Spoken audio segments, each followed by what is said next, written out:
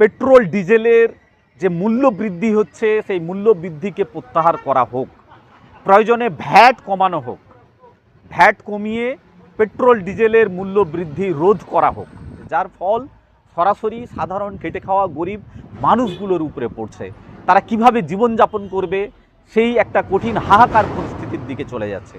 সেজন্য সরকার মানবিক দৃষ্টিতে এই নিত্য প্রয়োজনীয় জিনিসপত্রের দাম এগুলোকে যাতে কন্ট্রোল করে সেই আবেদন আমরা সরকারের কাছে রাখছি।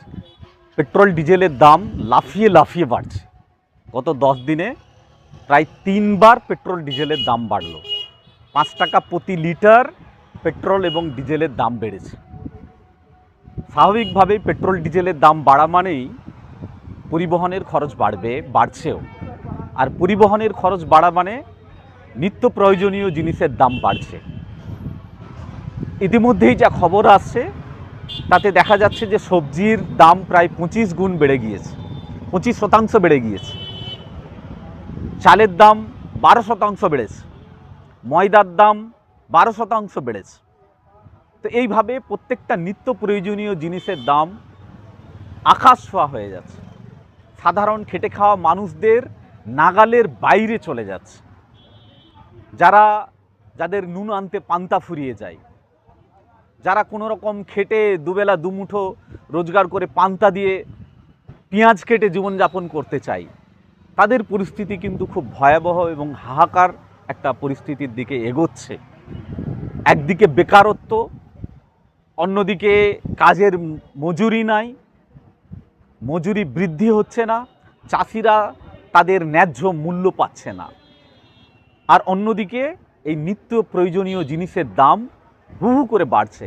ফলে তার প্রভাব সরাসরি সংসারে পড়ছে, তার প্রভাব সরাসরি হাঁড়িতে গিয়ে পড়ছে। এই একটা কঠিন পরিস্থিতিতে ওয়েলফেয়ার পার্টি অফ ইন্ডিয়ার পক্ষ থেকে আমরা সরকারের কাছে করজোড়ে আমরা অনুরোধ করব যে এই পেট্রোল ডিজেলের যে মূল্য বৃদ্ধি হচ্ছে সেই মূল্য বৃদ্ধিকে প্রত্যাহার করা হোক, প্রয়োজনে ভ্যাট কমানো হোক, ভ্যাট কমিয়ে পেট্রোল ডিজেলের মূল্য বৃদ্ধি রোধ করা হোক, বাজারগুলোকে মূল্যবৃদ্ধি নিয়ন্ত্রণ করা হোক। রেগুলেটেড যে মনিটরিং কমিটি আছে সেই কমিটিগুলো যাতে স্বচ্ছভাবে কাজ করে, যোগ্যতার সঙ্গে কাজ করে, নিরপেক্ষতার সঙ্গে কাজ করে, সে ব্যাপারে সরকারের কাছে আমরা দৃষ্টি আকর্ষণ করছি, সরকারের কাছে অনুরোধ করছি যে এই বিষয়ে মানবিক হোক, সরকার মানবিক দৃষ্টিভঙ্গি নিয়ে দেখুক এবং মার্কেটে যে কালোবাজারি, ব্ল্যাক মার্কেটিং, ফাটকাবাজারি এগুলো যাতে বন্ধ হয়।